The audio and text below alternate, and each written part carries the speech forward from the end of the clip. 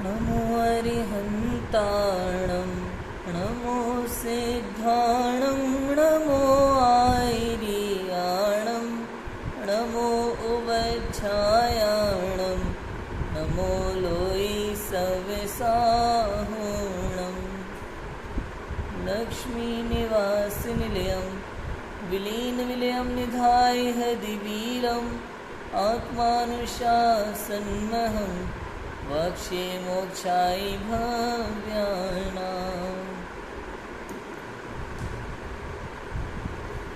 आचार्य गुणभद्र स्वामी द्वारा विरचित यह आत्मानुशासन ग्रंथ है। श्लोक नंबर 186 तक हमने पढ़ा है और देखा है कि किस प्रकार मृत्यु के पश्चात मित्र भी हमारे शत्रु होते हैं। इष्ट वियोग में शोक करने वाले की स्थिति कैसी होती है, शोक का कारण, फल और उसके अभाव की प्रेरणा भी हमने कल पढ़ा था। आज हमें पढ़ना है कि परलोक में कौन सुखी है और कौन दुखी। भाई इस जन्म के बाद अगले जन्म में परलोक में किस परगति में कौन व्यक्ति सुखी हो सकता है और कौन दुखी होता है, ये बात कहते हैं कि जो यहाँ सुखी हैं वे परलोक में कैसे होते हैं, ये बात आगामी शब्द में बताते हैं। सुखी सुख मिहान्यत्र दुखी दुखम समश्नुते सुखम सकल संन्यासी दुखम तस्य विपर्ययः। जो यहाँ सुखी वह सुखी, जो यहाँ दुखी वह दुखी। सकल त्याग में ही सुख है, विपरीत ग्रहण में महादुखी। जो यहाँ सुखी है वो परलोक में सुखी है, और जो यहाँ दुखी है वो परलोक में भी दुखी है। समस्त त्याग में ही सुख है। कुछ लोग कहते हैं भाई अपने आप को कष्ट क्यों देना, फिर यहाँ सुखी रहेंगे तो खाओ पियो मौज करो और सुखी रहो। तो ऐसा नहीं है। अगर आपको खाना पीना चाहिए, अच्छा पहनना चाहिए, तो आकुलताएं होगी। लाओगे कहाँ से? नहीं मिलेगा तो दुख उत्पन्न होगा, आकुलता होगी तो उसमें सुख नहीं है। अर्थात इच्छाओं में सुख नहीं है, इच्छाओं के अभाव में सुख है। आकुलता में सुख नहीं है, निराकुलता में सुख है। और वो निराकुलता कब आएगी? जब सब कुछ त्याग करेंगे तब आएगी। भाई ग्रहण करने का भाव है तो दुनिया भर की टेंशन रहेगी। इसको ऐसे करना है, ऐसे करना है, क्या करना, क्या नहीं करना, कैसे कमाना, क्या करना, बहुत टेंशन है। और जब ये टेंशन नहीं होगी, कुछ नहीं होगा हमारे पास दिगंबर मुनिराजों की तरह, तो वहाँ निराकुलता होगी और निराकुलता में सुख है। और जो यहाँ सुखी है वो परलोक में सुखी है। जो इस लोक में सुखी हैं वे परलोक में भी सुख पाते हैं, और जो इस लोक में दुखी हैं वे परलोक में भी दुख पाते हैं।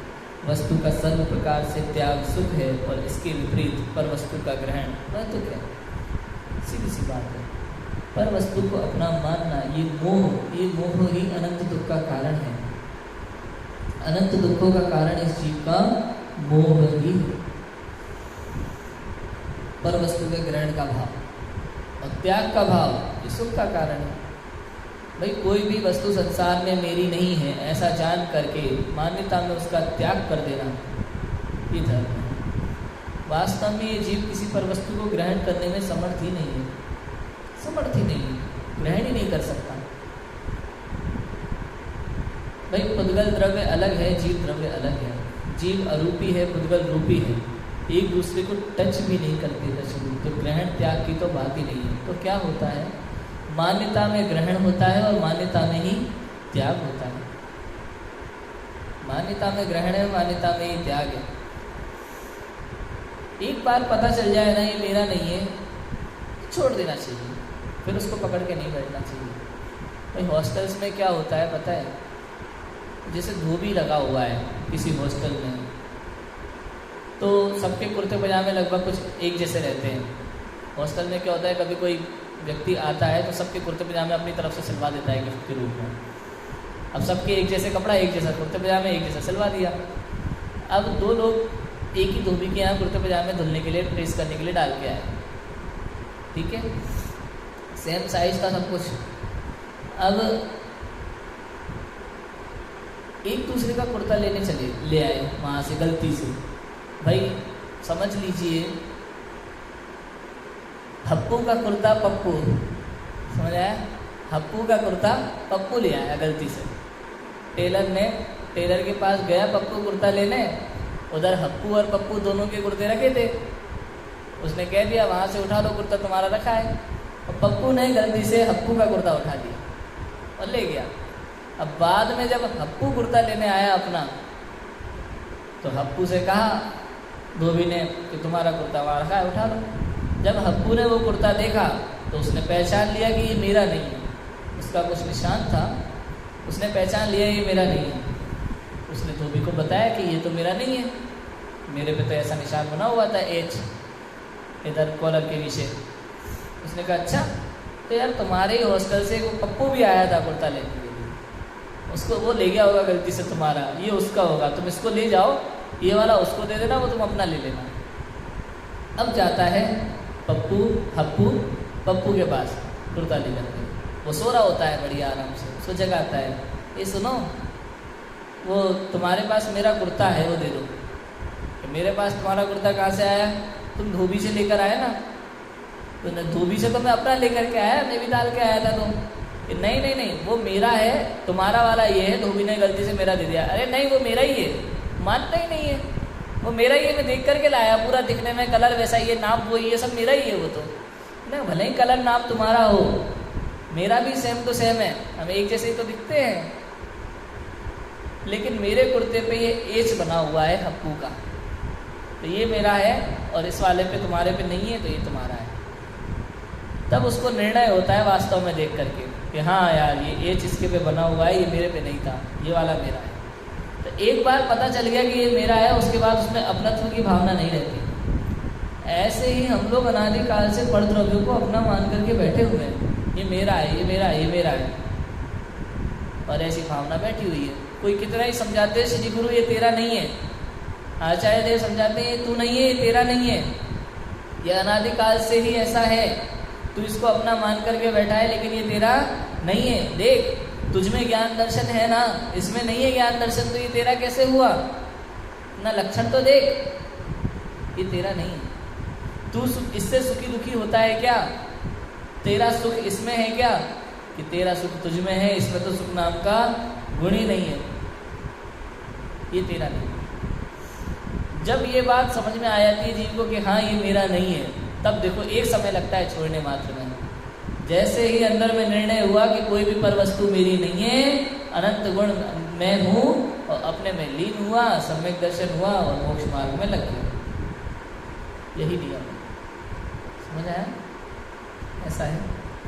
देखो भावार्थ पढ़ते हैं, कुछ लोगों को ऐसा भ्रम होता है कि वर्तमान सुखों को छोड़कर कष्ट सहने से परलोक में सुख होता है, लेकिन परलोक तो परोक्ष है, न जाने वहाँ क्या होगा, इसलिए यहाँ के सुखों को छोड़कर दुख सहना उचित नहीं है। उन्हें समझाते हुए आचार्य देव कहते हैं कि यहाँ दुखी होने से परलोक में सुख मिलेगा, ऐसा भ्रम मत करो। जो यहाँ सुखी होता है वहीं परलोक में सुखी होता है, जो यहाँ दुखी होता है वो परलोक में दुखी होता है। लोगों को ऐसा लगता है, कुछ लोग यहाँ थोड़ा कष्ट सहेंगे, दुखी होंगे तो परलोक में सुख मिलेगा, लेकिन आचार्य देव कहते हैं कि ऐसा नहीं है। जो यहाँ सुखी होता है वही परलोक में सुखी होता है, और जो यहाँ दुखी होता है वही परलोक में भी दुखी होता है। सीधी सिंपल सी बात है, समझ में लाई बात है। पता है जीवों के मन में ऐसा भ्रम बैठा हुआ है कि हम तो गृहस्थ हैं, और गृहस्थ धर्मी का क्या नियम है कि गृहस्थ परंपरा में आजकल जो कुछ संसार में चलता है वो सब हमें करना पड़ेगा, नहीं करेंगे तो कैसे गृहस्थ कहलाएगा। भाई मरने पर, किसी के मरने पर शोक क्यों नहीं होगा, दुख तो होगा ना। भाई मुनिराज तो है नहीं, हम ब्रह्मचारी है नहीं, कहना आसान है करना मुश्किल है, ऐसा नहीं है। ये पता है कौन बोल रहा है, ये आप नहीं बोल रहे, ये बोल रहा है आपका मोह। क्या बोल रहा है, मोह। तू पर पदार्थ को अपना मान रहा है, ये मोह है, ये तू नहीं है। जरा विचार तो कर, अनादिकाल से लेके आज तक कितने माता पिता हो चुके हमारे, और कितने मर चुके, किसका तुझे स्मरण है, बता तू, बता तो सही। अरे जिस जमीन पर तू चलता है उसमें अगर कोई चींटी तेरे पैर से मर जाती है, हो सकता है पूर्व जन्म की माँ हो गई, तुझे दुख होता है। जमी गंध में अनंत भावी सिद्धों को तू खा जाता है, ये दुख होता है। पूर्व भव के माता पिता हो सकते हैं, भविष्य के माता पिता हो सकते हैं। सोच तो सही, विचार तो कर। दुख होता है? नहीं होता। वर्तमान में तुझे ऐसा लगता है कि ये मेरे हैं, तेरी ऐसी भूल, ऐसी मिथ्या मान्यता के कारण से, इस मोह के कारण से तुझे दुख होता है, इस अज्ञान के कारण से तुझे दुख होता है। और तू यही मान के बैठा है कि अभी तो गृहस्थ अवस्था है। तो गृहस्थ अवस्था है तो क्या हुआ? गृहस्थ अवस्था का अर्थ क्या होता है, जरा विचार करो। गृहस्थ अवस्था किसे कहते हैं? कि वास्तव में तो ये मनुष्य भव मिला है आत्म कल्याण के लिए, मोक्ष मार्ग के लिए, किंतु यदि तुझमें मुनि धर्म धारण करने की सामर्थ्य नहीं है वर्तमान में, तो तू गृहस्थ अवस्था में जितना बनता है उतना कर, उतना आत्म कल्याण कर। इसका नाम गृहस्थ धर्म है, इसका नाम नहीं कि हम तो मुनि नहीं है, हम तो त्यागी व्रति नहीं है, जो मन में आएगा करेंगे, हमें तो लाइसेंस मिल गया पाप करने का। ऐसा नहीं। शास्त्रों का एक एक कथन ग्रहण करने योग्य है, समझने योग्य है, विचार करने योग्य है। भाई अनादिकाल से तूने और क्या किया ये बता। यही तो किया है, दूसरों के लिए रोया ही तो है, आज भी रोएगा। जिनवाणी कहती है रो मत। यदि तू रोएगा तो इस भव में और पर भव में, दोनों भवों में दुखी रहेगा। और जो यहाँ सुखी रहता है वो पर भव में भी सुखी रहता है। सुखी रहने का मतलब क्या? खूब हंसे, खूब उधम मचाए, बढ़िया डीजे पे डांस करें, क्लब में जाए, पार्टी करें, ये सुखी है? कि नहीं, ये सब तो महा दुख के कारण है। विषय भोग कभी सुख के कारण नहीं होते। विषय भोग, तृष्णा, ये सब दुख के कारण है, क्योंकि इसमें भी अज्ञान है। दुख का कारण अज्ञान ही तो है। समझो, लिखा है, देखो शास्त्रों में ऐसा कहा है कि विषय सुख भोगने वाला दुख उत्पन्न करता है और तपस्या आदि कष्ट सहने वाला सुख प्राप्त करता है। फिर आप ऐसा कैसे कहते हो? मतलब विषय सुख भोगने वाला दुख प्राप्त करता है और तपस्या आदि कष्ट करने वाला सुख प्राप्त करता है। फिर आप ऐसा कैसे कह सकते हो?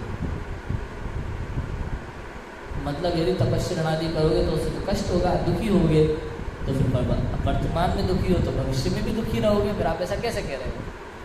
तो देखो ऐसा है, तपस्या आदि करने से कष्ट नहीं होता। जिनको कष्ट होता है ना, वो इस भव में भी दुखी है और परभव में भी दुखी रहेंगे। जिनको कष्ट नहीं होता ना तपस्या आदि करने से, वो इस भव में भी सुखी है और परभव में भी सुखी है। व्रत, नियम, संयम, तप, ये सब व्यक्ति अपनी इच्छाओं को त्याग करके करता है। ये सब आत्म कल्याण के लिए किए जाते हैं। वैराग्य चाहिए, वैराग्य के बिना तप का कोई महत्व नहीं होता। यदि संसार से वैराग्य नहीं आया और तप धारण कर लिया तो उसे कष्ट ही लगेगा। जो वैराग्य पूर्वक, जिसको वास्तव में संसार में दुख नजर आने लगा है और आत्म कल्याण के लिए जो दीक्षा लेता है, तप आदि करता है, उसे निराकुल सुख का अनुभव होता है। वो इस भव में भी सुखी रहता है और परभव में भी सुखी रहता है। गृहस्थ अवस्था में भी जो अज्ञान पूर्वक कार्य करता है, मिथ्या मान्यताओं को बढ़ावा देता है, दुनिया भर की आकुलताएं करता है, वो इस भव में भी दुखी और परभव में भी दुखी। सुख निराकुलता का नाम है, आकुलता का ऐसा है। तुम बाह्य सामग्री से सुख दुख होना मानते हो, परंतु ये तुम्हारा भ्रम है। अपने परिणामों में आकुलता नहीं होना सुख है और आकुलता होना दुख है। आकुलता का कारण मोह से परद्रव्यों का ग्रहण करना है, क्योंकि ये जीव परद्रव्यों को ग्रहण करता है और वे अपने होते नहीं, अपने आधीन परिणमते नहीं, इसलिए आकुलता उत्पन्न होती है। इसलिए परद्रव्यों का त्याग करके निराकुल होना ही सुख है। ऐसी दशा होने पर जीव वर्तमान में सुखी होता है और इसके फल में भविष्य में परम सुखी होता है। परद्रव्य का ग्रहण करके आकुलता करना दुख है। ऐसी दशा होने पर जीव वर्तमान में दुखी होता है और भविष्य में इसका फल भी दुख है। भाई परद्रव्यों को अपना मानेगा, परद्रव्यों को ग्रहण करके रखेगा तो दुखी रहेगा। जो परद्रव्यों का त्याग करता है, अपने आप में मगन रहता है, वह सुखी रहता है, सुखी रहता है। कछु लेना न देना, मगन रहना, ये सुख का कारण है। जहाँ आप लेन देन में लग गए, पर वस्तुओं में लग गए, उलझ गए, वो दुख का कारण है। ये दुख है, प्रत्यक्ष में वर्तमान में दुख है और भविष्य में भी इससे दुखी भी है। आप देखो वर्तमान में गृहस्थ दशा में लेन देन कितना चलता है, जहाँ जहाँ चलता है दोनों परिवार दुखी रहते हैं कि नहीं रहते? लेते समय भी उनको दुखी रहता है कम दिया, और देने वाले को भी दुख रहता है कि इतना दे दिया, रहता है कि नहीं रहता? बताओ। देने वाले को लगता है मैंने इतना दिया, वो दुखी है। लेने वाले को लगता है हमें कम मिला, वो दुखी है। हम कहते हैं जिसको लेन देन से मतलब ही नहीं है वो परम सुखी है। अब मोही जीव क्या कहेगा पता है? मोही जीव कहता है यदि तुम गृहस्थ दशा में हो तो ये जरूरी है, आवश्यक है, नहीं करोगे तो दुखी रहोगे, तो तुम जीना नहीं जानते। ऐसा नहीं है भैया। जो इन चीज़ों में उलझ जाता है वो दुखी रहता है, जो इन चीज़ों से बच जाता है ना परम सुखी हो जाता है, वर्तमान में भी सुखी और परलोक में भी सुखी। ऐसा है। शास्त्रों में भी विषय सेवन का फल दुखी कहा है। अतः तृष्णा से जीवों तथा इंद्रादि को विषय सुख तो बहुत है, परंतु वहाँ तृष्णा थोड़ी है, इसलिए वे कुगतियों में नहीं जाते, और रंग आदि को विषय सुख नहीं मिलता, इसलिए वे तृष्णा से आगुलित होकर नरकादि में जाते हैं। देखो विषय सेवन का फल दुख का है शास्त्रों में। तो भूमों में उलझ जाओगे तो दुखी रहोगे, तो वो दुख भी पर इस लोक भाव में भी दुखी और परभाव में भी दुखी। तृष्णा से आकुलता करके विषय सेवन करने का फल दुखी होता है। भाई तृष्णा, ये चाहिए, वो चाहिए, ये भी करना है, वो भी करना है, ये भी करना है, वो भी करना है, ऐसे आकुलता ही टेंशन करना करना करना करना करना, ये वर्तमान में भी दुख का कारण है और भविष्य में भी दुख का कारण है। भोग भूमि में जीवों तथा इंद्रादि को विषय सुख तो बहुत है, परंतु वहाँ तृष्णा थोड़ी है, इसलिए वे कुगतियों में नहीं जाते। रंग का आदि को विषय सुख नहीं मिलता, परंतु वे तृष्णा से आकुलित होकर नरकादि में जाते हैं। भोग भूमि में तृष्णा नहीं है, भोग बहुत है, आराम से भोग करते हैं, लेकिन उनको ज़्यादा टेंशन नहीं होती, तृष्णा नहीं होती, ये भी चाहिए वो भी चाहिए, सुखी रहते हैं। इस भाव में भी सुखी रहते हैं, परभाव में भी सुखी रहते हैं, उनकी गति नहीं बिगड़ती। लेकिन यहाँ भिखारी आदि जो होते हैं, रंग माने भिखारी लोग, पैसा तो नहीं है लेकिन तृष्णा बहुत है, तृष्णा बहुत है, बहुत सारा चाहिए इनको, इसलिए आकुलता होती है और आकुलता से दुख होता है। इस भाव में भी दुखी होते हैं और परभाव में भी दुखी होते हैं, नरक तिर्यक आदि पे जाते हैं। वहाँ तपस्यादि कष्ट का फल सुख कहा है। वहाँ जो बाय में तपस्यादि करे परंतु उसे अंतरंग में संक्लेश रूप दुख न हो, तो उसके तपस्यादि का फल सुख कहा है। यदि तप करता हुआ दुखी हो तो आत्म ध्यान होने से उसका फल दुखी होता है। देखो बाय में तपस्यादि करे किंतु अंदर में संक्लेश परिणाम है, दुनिया भर के कार्यों में उलझा हुआ है, कहीं ये आकुलता, कहीं ये आकुलता, ये करना है, वो करना है, ये टेंशन वाले कार्य जिसमें भी उलझा हुआ है। आत्म कल्याण को छोड़कर संसार के सभी कार्य आकुलता उत्पन्न करते हैं, ये बात निश्चित है। और ऐसे कार्य करता है वो तो उसको तपस्यादि कष्ट लगते हैं और दुखी होता है वर्तमान में भी और परलोक में। ऐसा जीव दुखी ही होता है, आज रोज ध्यान करता है और दुख होता है। इस प्रकार जो जीव मोह घटने से वर्तमान में सुखी होते हैं वे ही भविष्य में सुख पाते हैं, और जो मोह बढ़ने से वर्तमान में दुखी होते हैं वे भविष्य में भी दुखी पाते हैं। देखो जिनका मोह घट गया है वो वर्तमान में भी सुखी और भविष्य में भी सुखी। मोह घटना चाहिए, महत्वपूर्ण ये है। परद्रव्यों से मोह घटा दो। यदि किसी का मरण भी हो जाए वो आपका अपना लगता है आपको, यदि मोह घट गया तो आपको दुख नहीं होगा। दुख का कारण मोह है, और यदि मोह है तो आपको कोई अपना हो चाहे पराया, दुख होगा ही होगा, दुखी होगा। मोह के कारण से दुख है, मोह को त्यागना होगा तब तो सुखी होगा, और जब वर्तमान में सुखी हो जाएगा तो भविष्य में भी सुखी रहेगा। ऐसा है।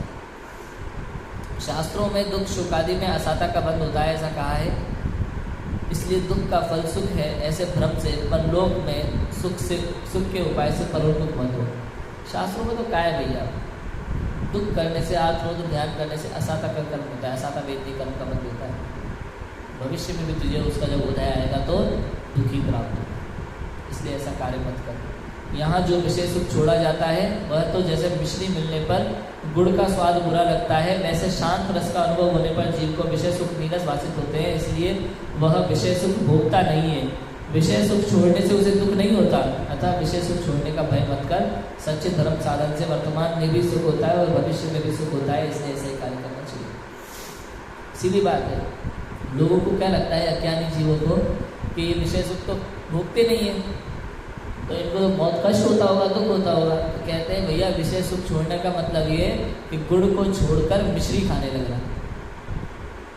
मतलब विषय सुख जैसे नीरस चीज़ों को छोड़ दिया और आत्मा जैसे सरस का अनुभव कर रहे हैं, तो उन्हें दुख नहीं होता है। अब तक गुड़ खा रहे थे विषय सुख के रूप में, अब वो आत्मा के रूपी मिश्री का आनंद ले रहे, तो उनको दुख नहीं होता, उल्टा सुखी होता है, आनंद ही होता है। इसलिए विषय सुख को छोड़, उससे डर मत। यहाँ मिश्री बैठी है, आत्मानुभव ले, गुड़ के पीछे मत भाग, ऐसी बात कहते हैं। यदि आत्मा धर्म साधन करेगा तो सच्चे धर्म साधन से वर्तमान में भी सुख होता है और भविष्य में भी सुख होगा, ऐसी बात यहाँ कही जाती है। देखो आगे है जन्म की मरण से समानता, श्लोक नंबर 188 कि जन्म की मरण से समानता। यहाँ कोई पूछता है कि पुत्रादि के मरण से शोक और उनकी उत्पत्ति से हर्ष होता है, इस उत्पत्ति का क्या स्वरूप है? इस प्रश्न का उत्तर देते हैं, पढ़ते हैं।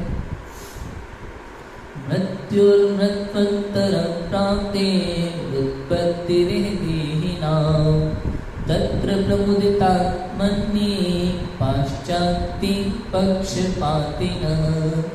एक मरण से मरणांतर की प्राप्ति यही है जन्म सुजान, अतः जन्म में हर्षित होते हैं जो मरण स्नेही जान। क्या लिखा है कि इस संसार में देहधारी प्राणियों को एक मरण से अन्य मरण की प्राप्ति होना ही उत्पत्ति है, इसलिए जो उत्पत्ति में हर्षित होते हैं उन्हें मैं बाद में होने वाले मरण का प्रतिपक्षी मानता हूँ। भैया एक जगह जन्म होता है तो उसका मरण निश्चित है, और एक जगह मरण होता है तभी तो दूसरी जगह जन्म होता है। तो जो जन्म में हर्षित होता है उसे मैं मृत्यु में भी हर्षित होने का पक्षपाती मानता हूँ। जन्म में आप हर्ष हो रहे हो तो एक जगह उसकी मृत्यु हुई है तभी तो जन्म हुआ है ना, पक्ष हो गया ये आपका। या तो जन्म में जैसा भाव है वैसा मृत्यु के लिए होना जरूरी। आप जन्म में हर्षित होते हो तो मृत्यु के लिए भी हर्षित हो, और यदि जन्म में मृत्यु के लिए दुखी होते हो तो जन्म के लिए भी आपको हर्षित होने का कोई प्रयोजन नहीं है। समझ आया? ऐसा है, सोचने वाली बात है, समझने वाली बात है भैया। जन्म और मृत्यु दोनों समान है। यदि जन्म हुआ है तो मरण निश्चित है, और यदि जन्म हुआ है तो कहीं ना कहीं से तो वो मर के आया है। तो एक जगह उसी जीव का दुख हो रहा होगा और एक जगह उसी जीव की प्रसन्नता हो रही होगी। सोचो कैसा संसार का नियम है। हमें वैराग्य नहीं आता ये सब सोच कर, विचार नहीं आता। कहीं हमारा मरण हुआ होगा तो हमारे परिवार वाले वहाँ रो रहे होंगे, यहाँ जन्म हो गया तो यहाँ एक परिवार खुशी मना रहा है। दो परिवार हो गए कि नहीं हो गए? एक माता पिता वो, एक माता पिता ये, उनको दुख हो रहा है, वो रो रहे हैं बिलक बिलक के, और ये खुश हो रहे। सोचो सोचो कैसी घटना है ये, विचार करने की बात है। लोक में पुत्रादि का जन्म होने पर हर्ष मानते हैं और उनका मरण होने पर शोक करते हैं, परंतु जो जन्म है वह नवीन मरण ही है, क्योंकि आयु का नाश होना मरण है और यहाँ आयु प्रति समय घटती है। इसलिए संसारी जीव का सदाकाल मरण होता रहता है। पूर्व पर्याय संबंधी मरण होने पर नवीन पर्याय संबंधी मरण का प्रारंभ होना ही जन्म है। जो ऐसे जन्म में हर्ष मानते हैं वे नवीन मरण के पक्षपाती हैं, अनुरागी हैं, अर्थात नया मरण चाहते हैं, और जो मरण के अनुरागी है उन्हें परस्पर हित संबंधी कैसे माना जा सकता है। इस प्रकार यहाँ युक्ति पूर्वक पुत्रादि के जन्म मरण में हर्ष विषाद कराना छुड़ाया। मूल बात तो यह है भैया, जन्म मरण का हर्ष शोक छोड़ दो।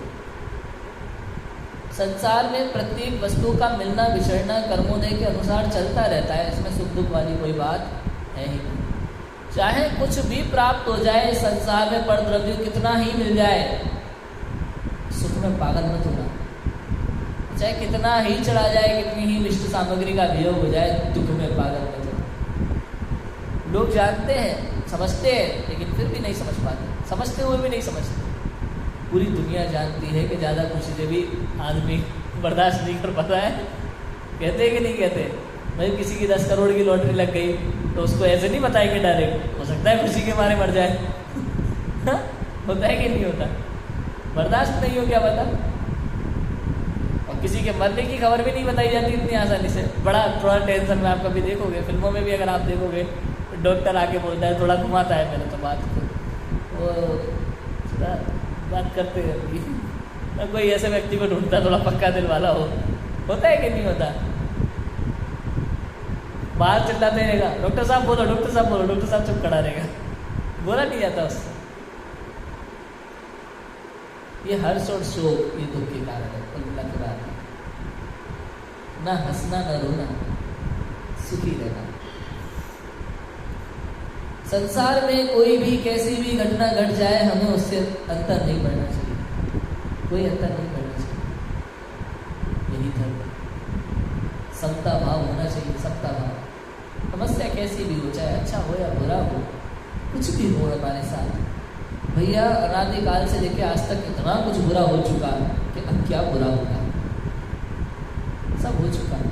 तो दुखी सुखी होना बेकार है, सुखी रहना सीखना चाहिए। पसंद करो, निराकुल स्वभाव को प्राप्त करो, इस भाव में भी सुखी रहोगे और परभव में भी सुखी रहोगे। ना हर्ष शोक करना ये विषाद का कारण है, इससे आत्मरोध ध्यान होते हैं और ये इस भाव में भी हमें दुखी करते हैं और परभव में भी हमें दुखी करते हैं। हमें सब चीज़ से बचना चाहिए और मोह का अभाव करने का प्रयत्न करना चाहिए, क्योंकि मोह और अज्ञान यही दुख के कारण है। हम इनका अभाव करेंगे तो हम भी निराकुल सुख को प्राप्त होंगे। हम सभी निराकुल सुख को प्राप्त हो, इसी मंगल भावना से बात